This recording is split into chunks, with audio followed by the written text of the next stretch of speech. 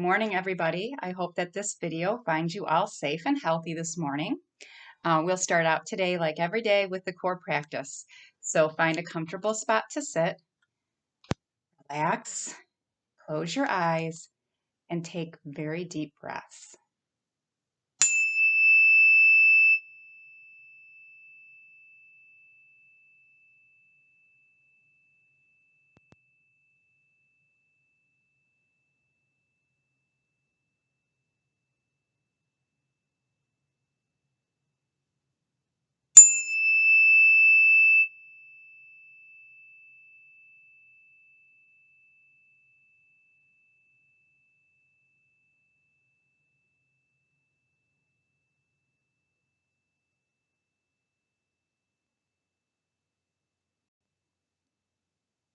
Okay, nice job.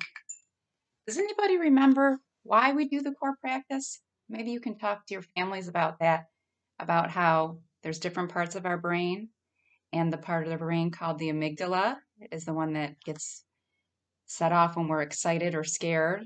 And when we do breaths like that, it helps to calm our amygdala down.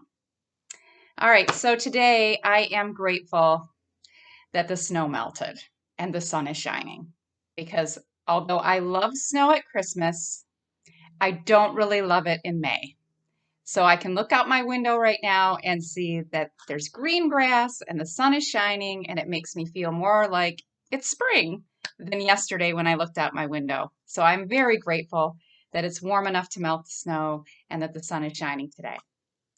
So this is one of my favorite books, Where the Wild Things Are, Story and Pictures by Maurice Sendak.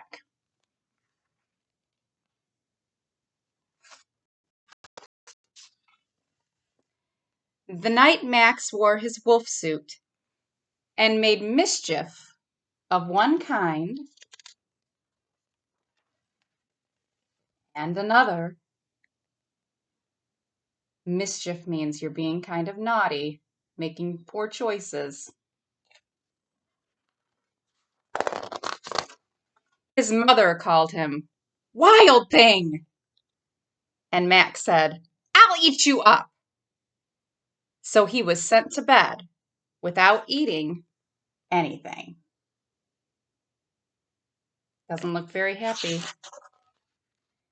That very night, in Max's room, a forest grew. I wonder if it's a real forest. And grew and grew until his ceiling hung with vines and the walls became the world all around. Look at that.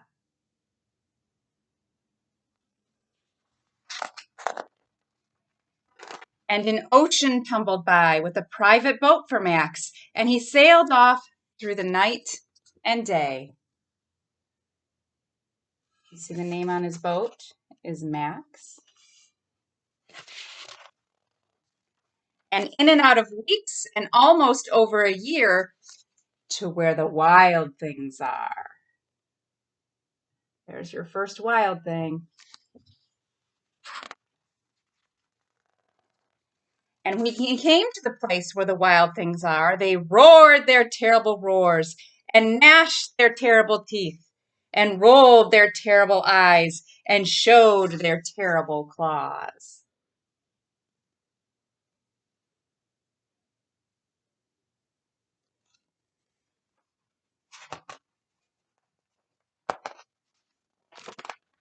Till Max said, "Be still," and tamed them with the magic trick.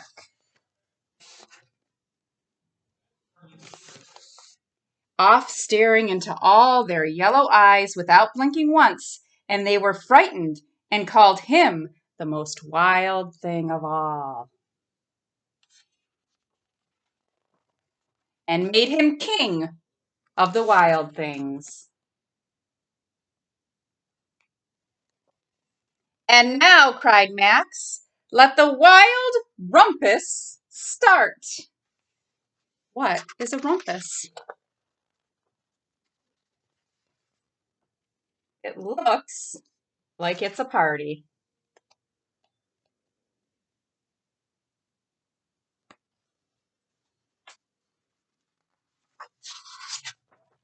Oh, now they're swinging from trees.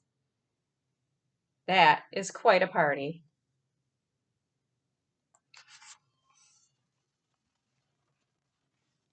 Now he's riding on a wild thing. Looks like he really is the king.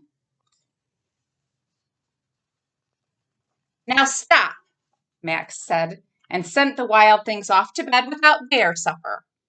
And Max, the king of all the wild things, was lonely and wanted to be where someone loved him best of all.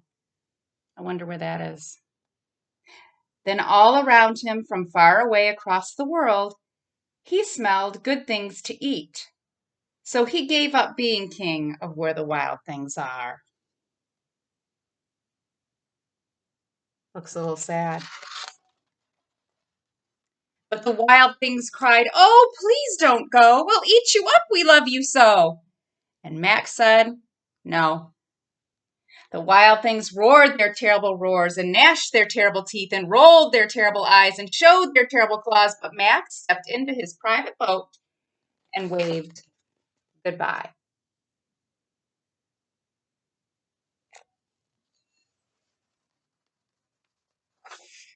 And sailed back over a year and in and out of weeks and through a day.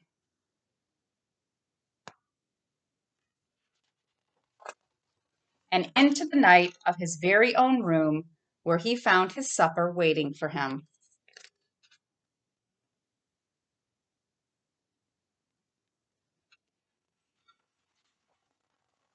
And it was still hot. That's the end.